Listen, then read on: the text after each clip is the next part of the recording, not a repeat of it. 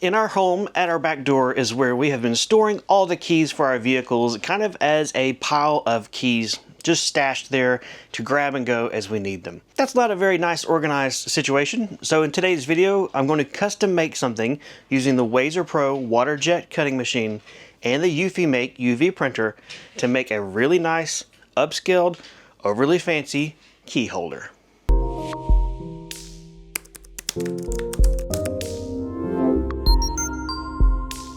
Hey guys, my name is Sam and welcome back to Samcraft. That's right, in today's video is going to be a project. I'm going to be using the Wazer water jet cutting machine and designing a file that will cut and then bend. This is a new one for me. I've not yet designed something that will be cut and bent, but why not learn with this simple project? That being said, this video and this work all starts on the computer. I'm going to be using LightBurn to design myself a vector graphic, export it as a DXF file, and that is what gets taken to the Wazer to be cut. For this project, I had two considerations to keep in mind, two limits, so to speak. First was the actual cutting size of the Wazer. It has to be maximum 12 inches by 18 inches as far as the material that gets put in the machine. So this couldn't be any larger than that. The other thing to take into account is the actual size of our keyring sets. We only need 3 of these, but they are a little bit longer since they have the carabiners built in, and I just want to make sure they were spaced evenly, but also placed where they weren't at the very top of the design or at the very bottom. In the end, I ended up with a piece that is about 8 inches wide and 13 to 14 inches long, including the base or the foot of this, which will get bent underneath. I designed this in LightBurn because I'm a creature of habit coming from lasers. I'm used to using LightBurn for vector graphic design, which for the Wazer worked really well. All you have to do once you have your design in LightBurn is export it as a DXF file. You can then take it into the Wazer software and program its motion, cutting settings, and everything like that. Another reason I like designing in LightBurn is in the event I was not going to use the UV printer for this project and I wanted to laser engrave the designs, I already had it in LightBurn, which is a software for all the lasers, and it works really well to keep things in the same ecosystem without having to copy, paste, import, export, and move things around too much. All of my design work is done. I'm in the shop and I'm right here ready to load up my material into the Wazer Pro water jet machine. The material I'm going to be making this out of is cold rolled steel, 16 gauge, and this sheet is a 12 inch by 18 inch sheet I picked up from a local home improvement store. As I get this loaded up into the machine, if you're not familiar with what a Wazer Pro is or a water jet, this is a CNC controlled cutting machine that uses a high pressure water pump with an abrasive, in this case garnet sand, to blast through material and cut. This machine will do metal, as you're seeing here, but it'll also do ceramics, glass, rubbers, composites, plastics, a ton of different materials. I've got several other videos about the Wazer Pro showing me do projects on them. If you haven't seen them, I'll put a link to them down below. Otherwise, this process is just as easy as loading in that DXF file, which I exported from LightBurn, put it into the Wazer software, punch in the size that I want it to cut, the material I'm using, the quality settings, export it, load it in the machine, and away we go. I just loaded up my material into the Wazer Pro. I'm using some cold rolled steel, and it's about a 16 gauge, and this is a 12 inch by 18 inch sheet, which is just about the max this machine can handle. To attach the material to the base, you just use a couple of stainless screws, which came with the machine, and it just holds it down, and that's good enough. I just sent the job file onto the SD card, put the SD card into the machine, and I want to show you guys the next step on how to take your file from the card and actually run your job, in case you've ever seen this in the process. On the top of the machine on the right hand side is where you're going to find the screen. You got your buttons down below, your emergency stop, and your SD card slot to the right. I'm going to go ahead and tell it to select cut file. I'm going to go down and choose my cut file. Now it's asking if I want to prepare to this machine to cut the file, yes or no. Click OK for yes. Now it wants me to lift the nozzle and make sure there's no obstructions with the cut bed. So to lift the nozzle, it's a stainless steel screw here. You loosen it, and then this goes up and down. So I'm going to pick it up, tighten that back there, make sure it's good, and also double check there's no obstructions. So we're good there. So go ahead and press OK here. And so what it's doing now is homing the machine at the back left corner. Now what it's doing is confirming the file details. Looks good. Click OK. Now it wants to make sure that the hopper is filled with abrasive. So that is actually done over here to the left-hand side of the machine. There's a little drawer you can pull out. If I get this nozzle out of the way. and the hopper lies underneath here. So yep, we've got abrasive down there, no problem at all. This is super cramped quarters, so that's not the machine wouldn't pull out. That's just me stuffing things in my shop. So we're good. We have our abrasive in the hopper, so I'll click on OK. Now it wants me to confirm the water supply is on. It is, so I'll go ahead and click on OK again. Fasten the material to the cut bed. Done. We'll go ahead and click OK. And here it wants me to set the nozzle height. So at this point, right now, this thing is sitting over top of the fence. This is not what I want to cut. This sheet is what I want to cut. So I need to move the nozzle over top of it. You don't want to just grab it by hand because it's home to machine and it's kind of sitting there. You want to use the controls here to bring the machine forward and to the right. A good amount, a couple of clicks, to get it to where it now is 100% over top of your material. To set the height, you take this little plastic cap off of the top of the machine, this little guy. You set it like this on top of your material, and this little tab, or I guess flat spot, is the space from the nozzle to the material. So I'm going to set it right here. I'm going to loosen the knob to let this cut head now go up and down. I'm going to push it down with one hand, right there on top of the black plastic, and then tighten the knob up, and then remove the plastic nub. We've got our correct spacing, our cutting height, and then that gets stored right up there on top. Now that we have the correct cutting height set, I'm going to press OK. And instead of going straight to cut material, I need to move the origin. So I'm going down to here, move origin, click on OK. And now it's telling me to, okay, jog to the new origin. I want to put this cutter as far left and back as I can so I don't waste my material and make sure my cut job fits on this sheet. So using the buttons on the Wazer, I'm going to move it to the left a couple of clicks and then move it back to right there. That's about as close as I feel like taking it, and about as close as I can get for having the origin or the starting point to the far left and back corner. Now that that is set, I'm going to click on OK to confirm the origin. We can go ahead and do a dry run if we want, although that's super slow. What I like to do instead is go down to the third option, which is check cut extents, and I'm going to click OK. And so what it's doing now is it's moving the cutting head to the maximum extents of this file, and this will just make sure, or give me the confidence that I know it's not going to cut beyond my material, and that I at least have it placed in the accurate location and it's going to cut where I want it to cut.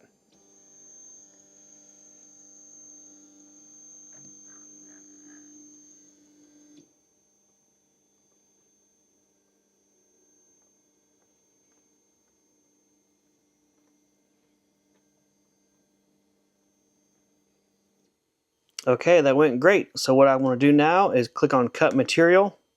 It wants me to close the door. Safety first.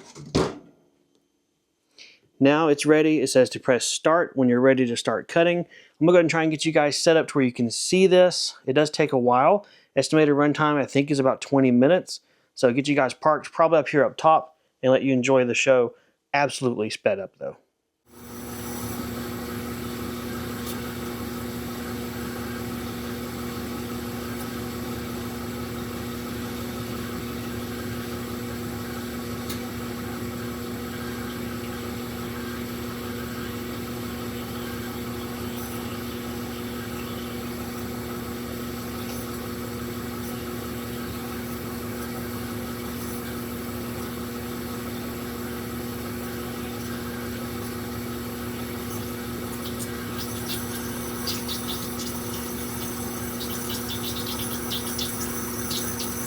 "32 minutes later, and this guy is finally done cutting. Let's go ahead and open the lid, spray off the top, and let's see how it turned out.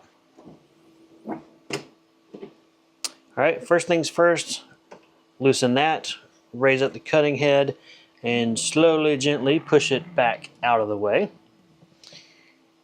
And there's a first look at it. So it looks really dirty because there's a lot of abrasive and metal dust and junk because of cutting. So let's go ahead and get the sprayer, which lives over here, and let's clean this guy off.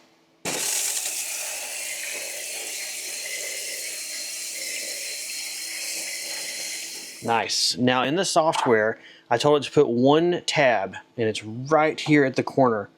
It is a tiny little thing.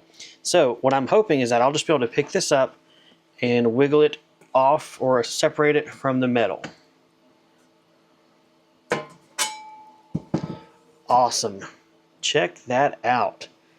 Pretty interesting looking, right? Got the dotted lines down here. Got the center pieces with their little dotted lines. And the overall profile that, well, honestly, looks a little tombstone-ish, doesn't it? All right, let's go clean this up. All right, guys, out here on the bed of my truck, where else better to work on this? The water jet does a great job at cutting, but it will always and forever have burrs on the bottom of your piece. So what I want to do is take my metal, take my oscillating sander, and just sand this on the whole backside, and also go ahead and touch all the edges, just so we don't cut our fingers on this. There we have it. Nice, sanded up, no sharp edges on any of the portions, ready to be cleaned and painted next. To clean up this piece, I'm going to be using some 90% isopropyl alcohol in a spray bottle and a microfiber cloth, just spritzing it down and then wiping it off to get rid of the dust and any kind of grease that's on it. All right, with that, it is cleaned up with alcohol and ready to be painted.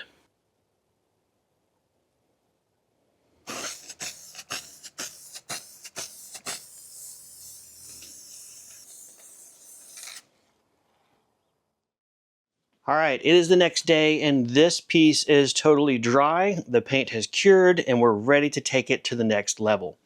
Real quick, as we look at our golden plaque, this by itself is not terrible, although my spray painting skills are horrible and the paint that I was using for some reason would splatter and shoot out speckles at random times. I couldn't get it figured out. So this is not really pretty as it is, but that's okay. We're about to UV print over top of this and give it some depth, and I think at that point the imperfections of this will just add to the character. At least I hope so. That being said, let's get our computer and let's go over here to the eufyMake E1 UV printer and start laying down some graphics. So the printer needed to do a print bed calibration since it had been a while since I used this. So it just finished that. Now what I'm going to do is put down what I'm calling the Samcraft Fat Mat. This is a reusable, easy to wash, keep it forever printing bed mat. And now what I will do is place my object down here, but also to help align it, that way it's as straight as possible. I'm just going to grab a straight edge here, reference it on the print bed, and then pull it down, kind of centering it front to back. Doesn't have to be perfect, but getting it there as close as I can to help align the graphic, which is what I'll be doing next. The other thing I want to point out is if you have not seen it, this is a fume extraction adapter that I make and sell for this printer because this being UV ink and resin puts off some nasty smells. This adapter bypasses the original filter, you hook it up to your shop exhaust system and it pulls all those fumes out. I just wanted to point that out in case you're wondering what this is and why my machine looks different from others you may see. Alright, so we're going to click the plus sign to start a new design here in eufyMake Studio. Make sure we have the standard flatbed selected, and I'm going to go ahead and capture a snapshot so that we can place our graphic. What the software and machine is doing is that it first takes a photo of the entire print bed for the actual graphic, and then it raises it up. Then it uses its dual laser sensors to measure the height of the item you're wanting to print on. Alright guys, we have our snapshot taken, and it's pretty dark, but it's there, we can see it. Next thing we want to do is upload our graphic, which I already have preloaded here. And then what I want to do is overlay my graphic onto my piece, as well as I can at least. One nice thing with the software is you can move your graphic around with the arrow keys, so that makes it very easy and handy to be able to move it and align it right where you want. Alright, that looks pretty good to me. I intentionally made the graphic a little bit larger than the piece so that it can overspray a little bit without losing a lot of its detail. So as far as craft mode, it is flat, and as far as ink mode, we don't need any white underlayment because this is going to be black, so I just want to choose the CMYK so it only puts down color. As far as the layers of the CMYK, I'm going to tell it to do 2 because I want it to actually be a pretty dark color. And otherwise, the next thing to do is to click print.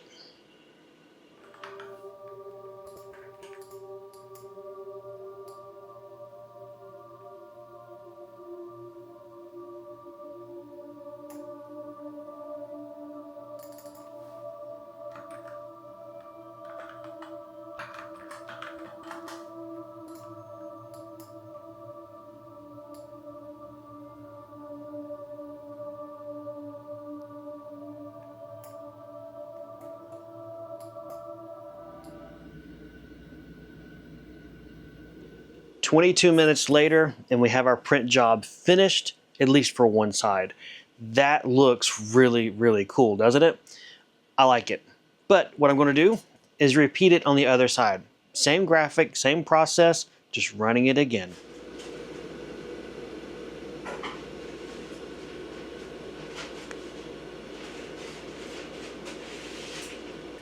Oh snap, not that we expected this side to print any differently, but my goodness, this does not just look like a piece of steel from the hardware store anymore, does it? So real quick, before we move on to the next step, I want to talk about ink usage. One single print used 2.5 milliliters of ink. So altogether, we used 5 milliliters for this piece, which is 8 inches wide, about 13 to 14 inches tall, and of course, double-sided. I don't give cost because the cost of the ink is going to vary, but as far as ink usage, 5 mLs is what you can expect. Also, even though this graphic was pure black, and I chose CMYK for the print option, it used a very small amount of cyan, magenta, and yellow for both sides. Majority of it was black, but it did use a tiny bit of those other three, just in case you're wondering. That was something I was curious about whenever I printed this, and so I figured you may also be curious about that as well. All right, printing is done, painting is done, cutting is done. Now we get to do the actual fun part of this, which is turn it from a flat sheet into the finished product. All right, so right here on this table, I got my dotted line right under the edge of the table. And make sure I'm bending the correct side. Yep, I would have messed up. All right, this is the front. So we'll line the edges up here and just see if we can just bend this over.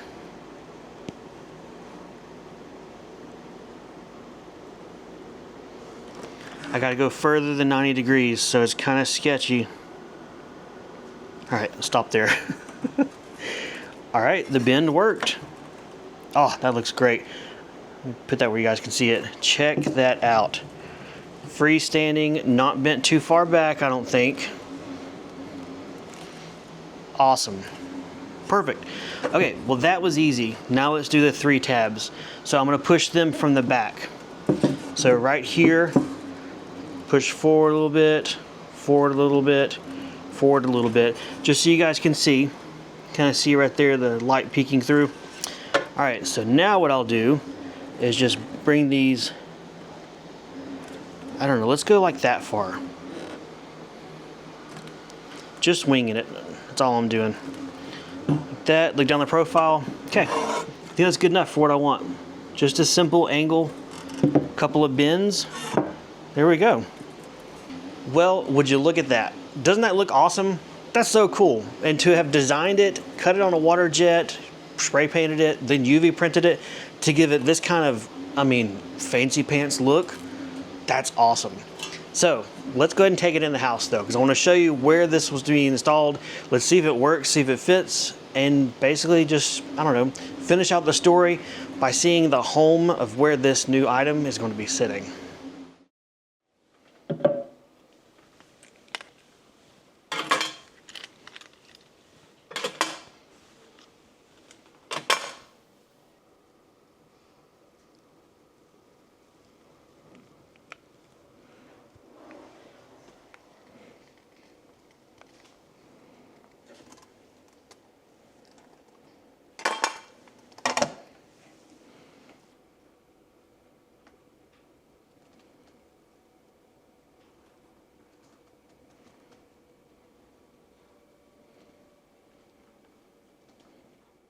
Well, what do you guys think? It is definitely an overly fancy key holder.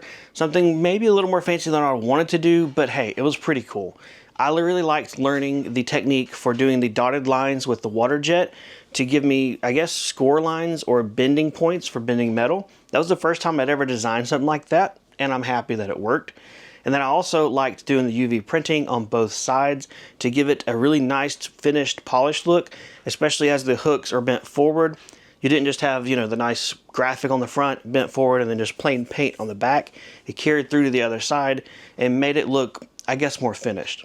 All in all, project worked out well. I didn't waste any material, and everything worked the first try, so I can't complain too much. If you got any questions or comments, leave them for me down below. Otherwise, take care, and I'll see you guys next time in the workshop.